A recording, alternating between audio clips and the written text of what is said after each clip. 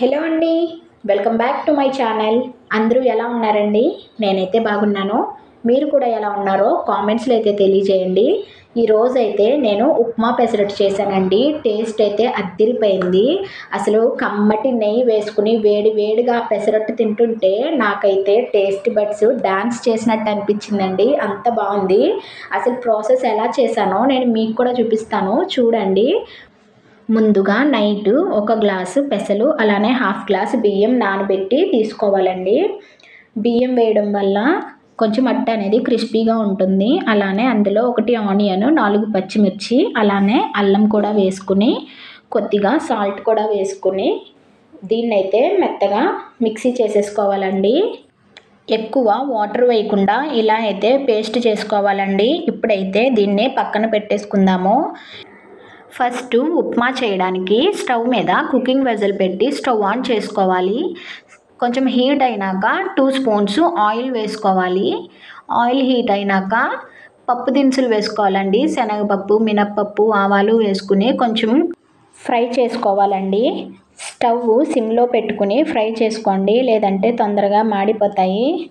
ఆ తర్వాత ఇందులో ఆనియన్, అలానే 2 పచ్చిమిర్చి, కొద్దిగా కరివేపాకు, అలానే కొద్దిగా అల్లం తీసుకుని వేసుకొని వాటిని కూడా కొద్దిగా ఫ్రై చేసుకోవాలి. కొంచెం ఫ్రై అయిన తర్వాత నేనైతే 1 గ్లాసు ఉప్మా నూకకు 2 గ్లాసెస్ వాటర్ అయితే తీసుకుంటున్నానండి. మీరు కావాలంటే ఉప్మా కొంచెం మెత్తగా రావాలి అనుకుంటే కనుక 2.5 గ్లాసెస్ వాటర్ తీసుకోండి.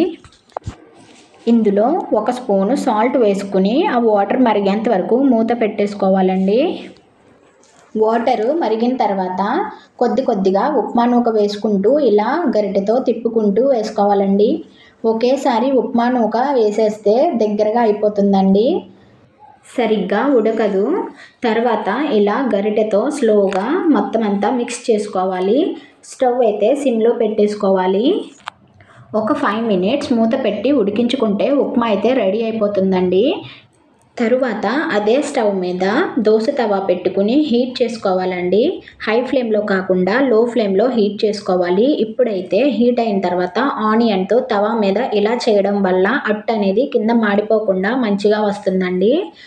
ఇప్పుడు తవా మీద 2 గరిటెలు పిండి వేసుకుని ఇలా రౌండ్గా అయితే స్ప్రెడ్ చేసుకోవాలండి. తవా మొత్తం సరిపోయేలాగా.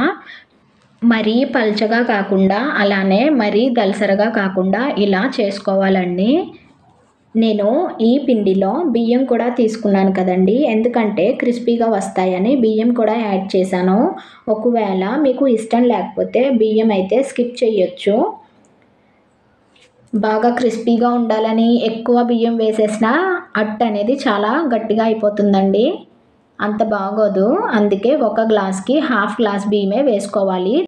ఇప్పుడు సన్నగా తరిగిన ఉల్లిపాయ వేసుకుని ఇలా అట్ల కాడతో చిన్నగా వత్తాలండి.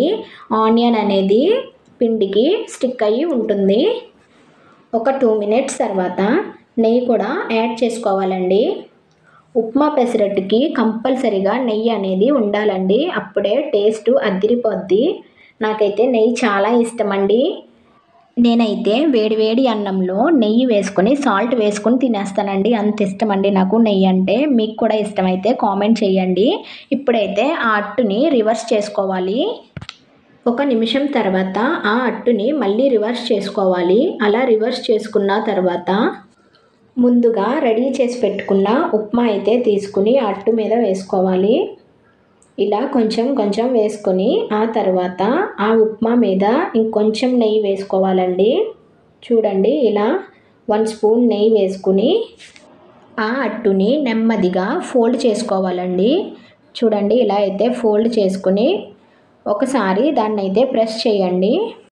ఇప్పుడైతే వేడి ఉప్మా పెసరట్టు రెడీ అయిపోయిందండి. ఇందులో అల్లం పచ్చడి వేసుకుని తింటే టేస్ట్ మాత్రం చాలా బాగుంటుందండి. మీరు కూడా ఒకసారి ట్రై చేయండి. మీకు గనక వీడియో నచ్చితే లైక్ చేయండి.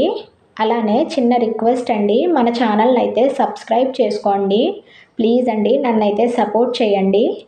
And finally thank you for watching.